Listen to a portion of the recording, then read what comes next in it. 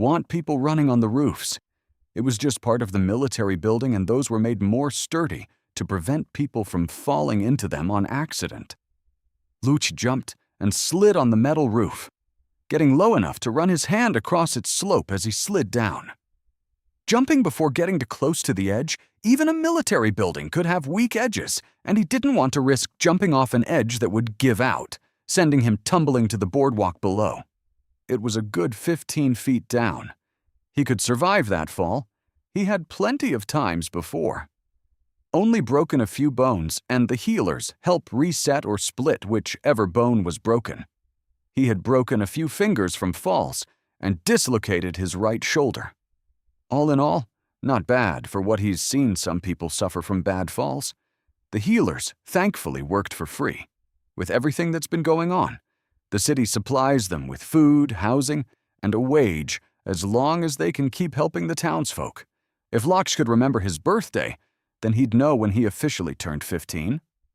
He just knows that at one point he had to start counting the winters that pasted because he couldn't tell what day it was to keep track of his birthday. His parents were no longer around. He didn't talk much about them, just go visit their grave post when he wants to speak to them. With all the homes on stilts and posts driven into the ground from trees, or some even are trees growing. His parents died near one post that was close to his house, and he had made a plaque for them there and nailed it to the post just above water level and under the homes. The city couldn't give him the home. Since people were leaving their homes and villages in the jungle and returning to the city, housing became high demand. Locke was stuck in an orphaned home.